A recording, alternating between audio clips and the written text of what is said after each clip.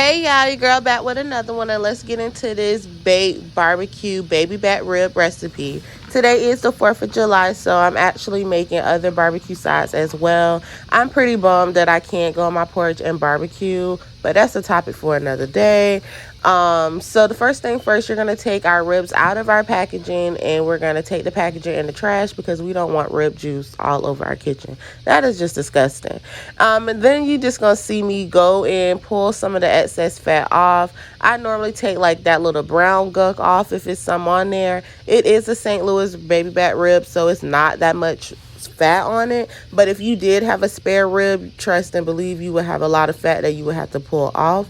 I'm not sure where I seen this at, on TikTok or maybe even Bobby Flay Child, but I seen them say pull off that extra skin on the back. So that's what you see me doing right now, is I'm just gonna pull that extra skin off. And you see the grip game with the nails. I am pulling it, honey. Do not play with your girl, okay? Do not play with me, because I am not the one or the two. So I'm just gonna continue to go and just pull off any excess fat that's probably hanging.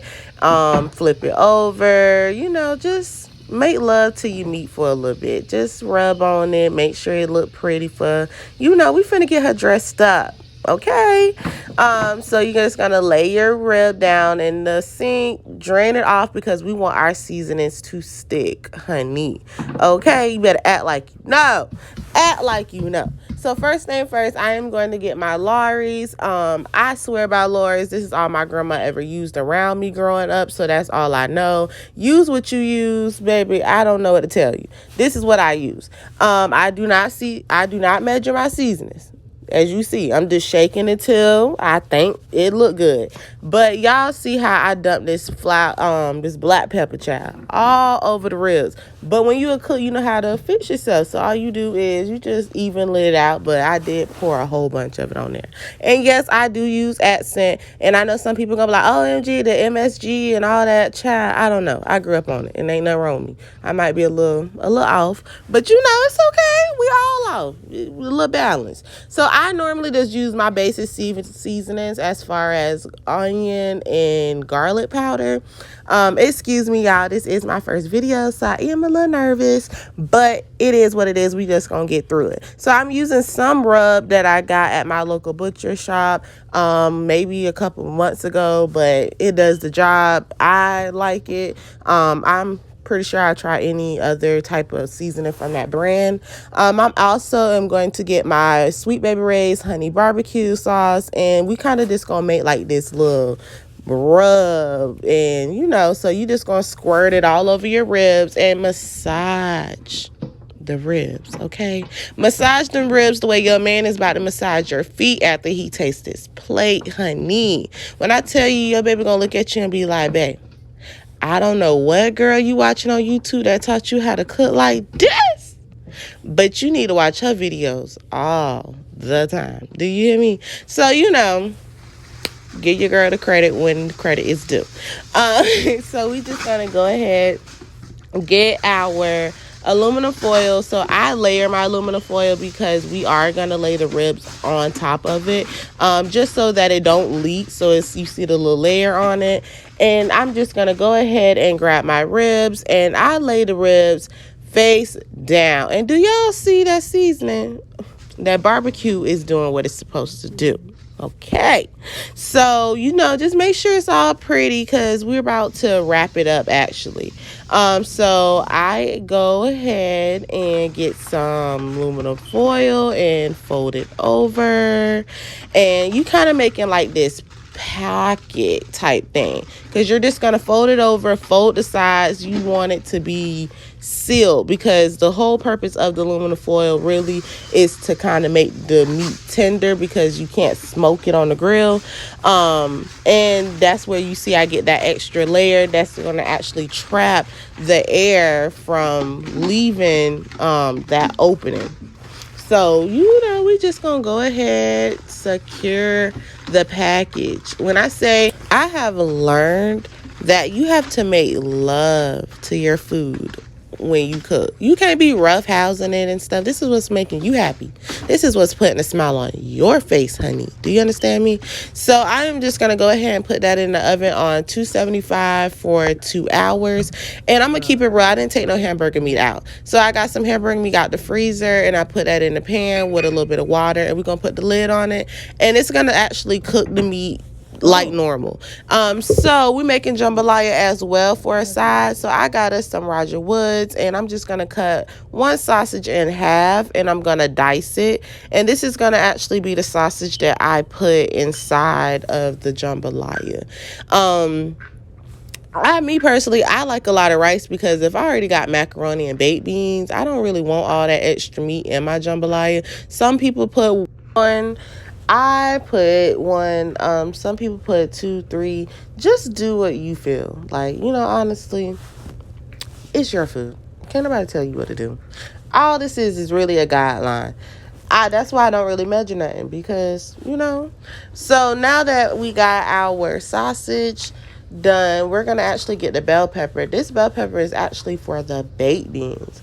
So remember, we got the hamburger meat in the background cooking right now. So what we're going to do is, when it get done or halfway done, we're going to actually add the bell pepper inside of the pot and let it get some of the flavors. This is how I cut my bell pepper. My mama taught me how to cut this. Everybody do stuff different, so please don't be like, oh, that is not how you cut a bell pepper. I really don't care. Do what you do. So I cut it in nice little slices, and then what I do is I cut them in little pieces. And yes, I could get a little shredder or whatever it's called, but I cook how I was taught to cook. And when I was learning how to cook, we didn't have all them extra gadgets and stuff. And to this day, my grandma don't use none of them extra gadgets. So it is what it is. We're going to cut it by hand, baby. So you just keep cutting and cutting and cutting. And look at the meat. I told y'all, your girl is magic over here. When I tell you survival of the fitness. So we're actually going to season our hamburger meat as well with the basic seasonings: Lawry, onion powder, garlic powder, per usual. I don't really switch up my seasonings. And once that get done with seasoning, I am actually going to add that bell pepper. And you remember I told you, we really just adding the bell pepper long enough just to have that flavor. I'm not trying to saute the bell peppers, and just get a little flavor. It's just a kind of like, okay, this is where I belong. Let me establish where I'm supposed to live at. So once that is done, you mixing it up. And I don't know why I was stirring that so many times. I just be doing stuff, child. I be bored. So I just go ahead and pour that inside of the strainer, and we're just gonna give it a little shaky shake, get all that extra grease, because who want all that extra grease in our baked beans? So we're gonna pour that into our pan that we're cooking our baked beans in. And I am actually going to get a can of Bush's, and it's actually the original can. You can use the brown sugar, all that. Y'all gonna hit me a million times in the video. I'm cooking what my grandma and my mom taught me how to cook. I ain't with all that new school, old school. I'm keep it to the basics. Like I said, it's the original. So once you pour that in there, you're actually just gonna mix it up, just to incorporate that hamburger meat, to get the feel of like, did I add too much hamburger meat? Because you can over hamburger meat some beans, child. So we gonna get our honey barbecue sauce, and we're actually gonna pour that inside of our baked beans and some ground cinnamon. And yes, I use ground cinnamon. I don't know what y'all use, and some people like cinnamon. So I actually put honey in everything that's supposed to be sweet. I honestly don't even think it do nothing. It just made me feel like I'm being fancy when I add the honey. Okay, it's just like, okay, you exotic. And then you just gonna put like maybe an inch worth of water at the bottom of your can, just to get a little extra juice in them beans. And it's also gonna loosen up your beans, because as you seen, it was a little stiff at first. And yes, you got to get the brown sugar. So I add my brown sugar last, because this is kind of like the tester of like how you want your beans to be. Do you want it to be too sweet? So I don't add nothing after the brown sugar. I let brown sugar be last. And I normally I can tell like, okay, this is enough brown sugar by the way the color the beans is. As you see, you kind of can tell the beans done got a little darker, or just the consistency of the beans already has changed. And that's kind of how I measure. I don't normally got like, oh, I put 2 tablespoons. No, I don't do all that. I mean, 2 cups and stuff. No, just eyeball it. You know how you want your food to taste. I can't tell nobody how they food supposed to taste, because what's good to me is not good to y'all. So I add a little bit of butter actually too.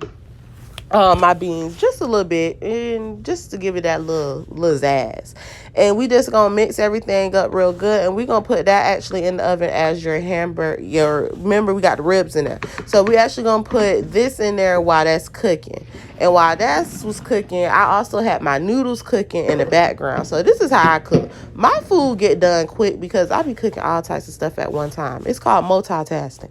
I don't got all day. So once you drain your noodles, you're gonna go ahead and get that other half a stick of butter. I'm tongue tied, y'all. So we're gonna actually get the other half stick of butter and just mix it up in your noodles.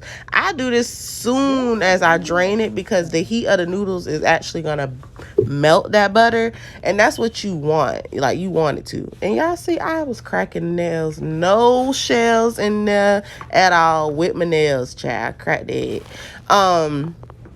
So we just gonna mix that up, and you have to mix that egg fast, because if you don't, you're gonna end up having scrambled eggs inside of your macaroni, and who genuinely want that? So once you mix it up all well and stuff, we're gonna go ahead and get our Campbell's cheddar cheese. And this is my mama recipe. Well, kinda, because she just be doing stuff. She one of them cooks that every day she do something different, and that's kind of like me too. But so she swear by this cheddar cheese though. You just gonna pour it in there, and I use 1 can per a pound of noodles, so that kind of just give you the gist of stuff. And I put this in first as well, because same way with the baked beans, you gonna see how I add my food to tell what's needed, what's not needed.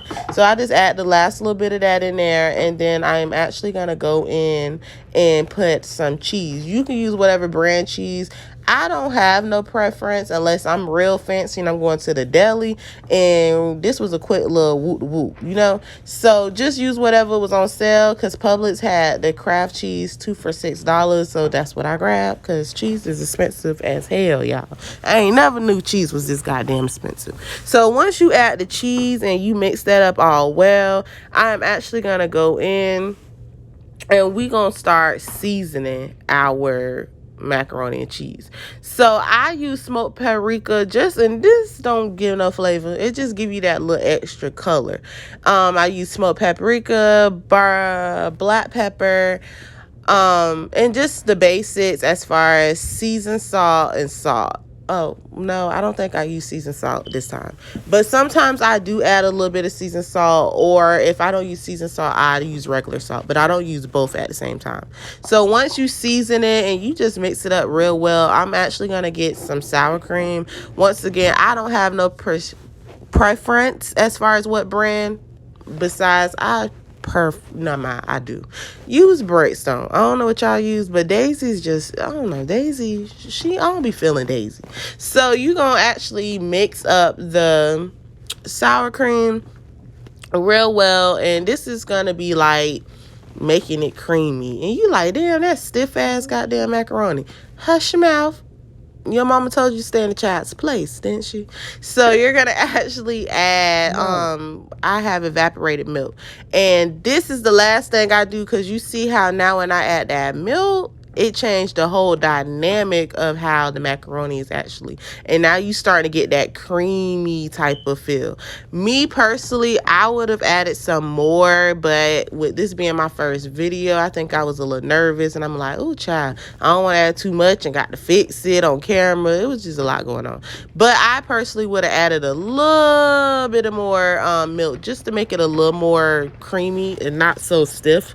And this is where you add a little more cheese. cheese. Now that you got your milk in there, you be like, okay, I can add a little more cheese. This is kind of like that stage where you fix how you want it. You might stick your hand in there, be like, oh, I need a little more salt. So this is how I make my macaroni. And yes, it ain't, you see it move, it's gonna be real pretty. I don't put cheese on top at this moment, and I'm gonna come back to it and tell y'all why I don't use that cheese. So now that that's done, we're gonna get a little bit of olive oil and stir that around, make it all pretty. And then we're gonna actually go ahead and get our sausages that we cut up and add that to the pan. And we just gonna mix that up and let that cook for a little minute until it's brown. You're not really trying to burn them or nothing. You just want them to be cooked. And now we gonna go ahead and get our zataran jambalaya. And this is how I do it. Well, I hope this is how everybody do it. But I poured the jambalaya inside of the pot, and once I be like, okay, that's enough, because they only had the family size and it's only me and my boyfriend at this house, so I'm not gonna cook the whole pat. But I add water to it, and it's no specific measurement. I just know how to cook rice by the eye. You should just know, like, okay, that's a little too much water, or I need to add some more. But I just stir it up, let that do what it do. You kind of don't even have to mess with it. Now let's get into the masterpiece, hunty. It's the ribs. This is what the video is all about anyways, the ribs, honey. So first thing first, we are going to take the ribs out of the aluminum foil. And I know y'all like, no, baby, it's not looking what it's supposed to look like. I told y'all to stay in a child's place. But anyways, we're actually gonna get some barbecue sauce, and we're gonna just squirt it on the back of the ribs. I use regular barbecue sauce at this point. You can use the honey barbecue sauce, but I don't really like that real sweet tasting meat. I be feeling like, I don't know, it just don't be good. So what I do is I just rub the back of the ribs real good all over the sides. I don't miss a spot because, like I said, I make love to my food when I cook.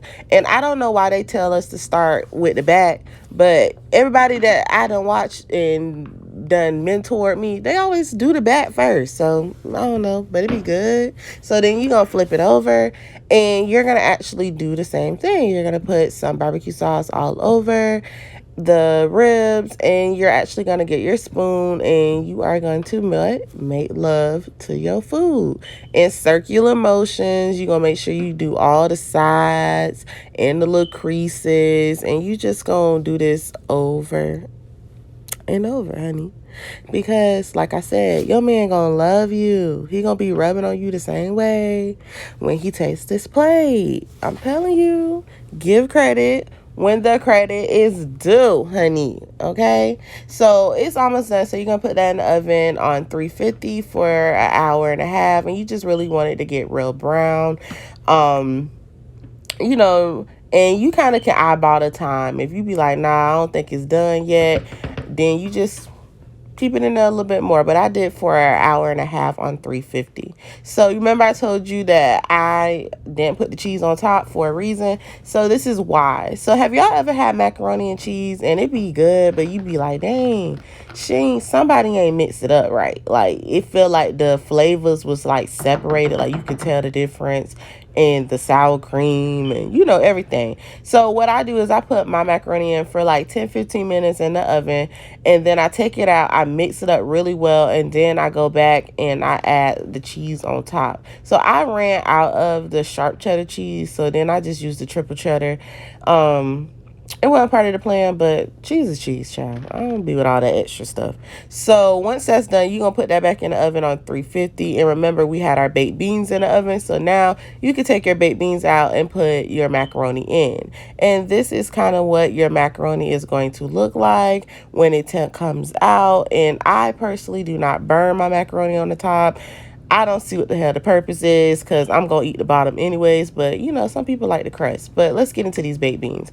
Do you see the consistency? This is what I'm talking about. Not too dry, not too watery, baby. You cannot go wrong. Like I said, macaroni look good to me. You got a little crust, but, you know, and this is what the ribs look like. the masterpiece. And I did put the broil on because I like the little burnt pieces. I want to imagine that I grilled this, you know? And boom. This the final product, baby. Period. Do not play with me.